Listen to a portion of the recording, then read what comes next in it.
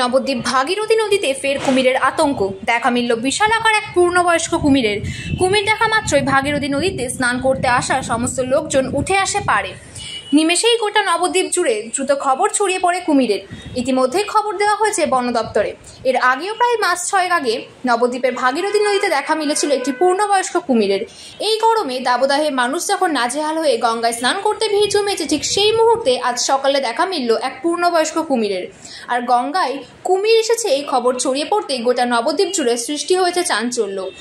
আজ সকালে নবদ্বীপ রানীর ঘাট সংলগ্ন এলাকায় দেখা মেলে এই কুমিরের। খবর যায় নবদ্বীপ থানায়।